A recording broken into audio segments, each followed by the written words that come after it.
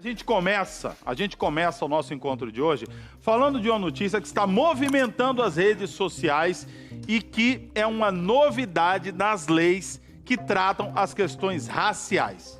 Gente, a questão é a seguinte: a novidade é que ontem o Supremo Tribunal Federal decidiu, presta bem atenção, que o crime de injúria racial, assim como o crime de racismo, passa a ser imprescritível. Ou seja, o que é essa palavra cumprida, Manuel? É que esse crime não tem mais prazo para que o autor do crime seja punido pela justiça. E não era assim na questão da injúria, viu? A gente vai mostrar agora para vocês um exemplo do que aconteceu em Brasília e que pode ser enquadrado como injúria racial. A questão é o seguinte, vamos até jogar as imagens aí, por favor, diretor? Gente, a parada foi o seguinte: a cantora negra Andressa Souza foi ofendida por uma cliente em um bar. Olha só, como você tá vendo aí.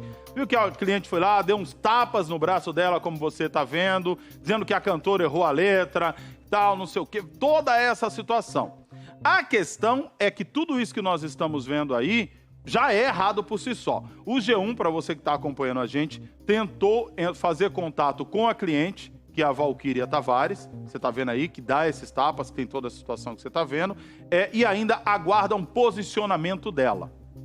Foi essa a situação que aconteceu.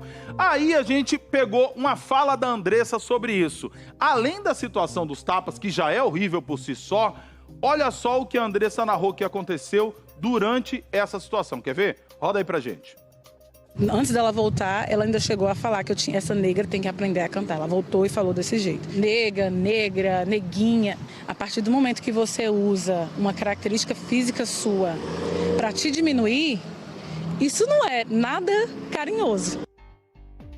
Pois é.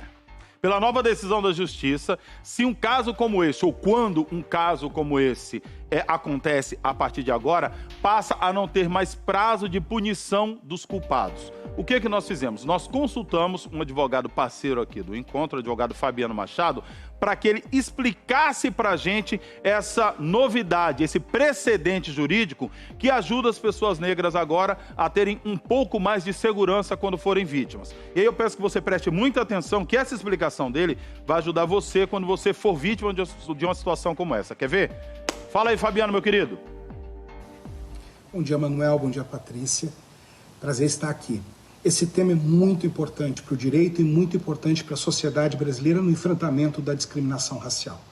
Ontem o Supremo Tribunal Federal tomou uma decisão histórica comparando o crime de racismo e a injúria racial no que diz respeito à prescrição. O que é prescrição? Prescrição é um tema jurídico que quer dizer o seguinte: quando você não usa o direito por um determinado tempo, ele não gera mais efeitos para punir quem praticou o crime. No caso de injúria racial, a prescrição era de 8 anos, portanto, passado 8 anos, o crime não era mais punido.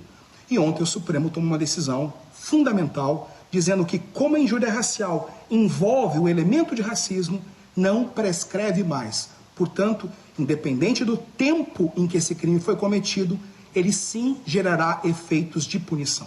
Qual a importância disso? A importância é que a sociedade brasileira passa a ter mais um elemento jurídico para combater o racismo e a discriminação de homens e mulheres no nosso país. Muito obrigado, bom dia. Tá vendo só, meu povo? É disso que a gente tá falando. Ah, Manuel, mas racismo e injúria racial não é a mesma coisa? Não, meus amores. Por exemplo, se uma pessoa vira e fala, Manuel, seu macaco, isso, por incrível que pareça, gente, na lei brasileira hoje, isso é injúria racial. Para ser racismo é só se ela dissesse, Manuel, você não pode passar dessa porta porque você é preto. Vocês entendem a diferença? E, obviamente, que eram tratados na lei de formas completamente opostas. Hoje, com esse precedente do Supremo, quem comete injúria racial não tem mais o crime prescrito, ou seja, depois de 8 anos, ele ainda pode, sim, ser julgado pelos seus atos. Palma para o Supremo, né, meu povo? A gente precisa.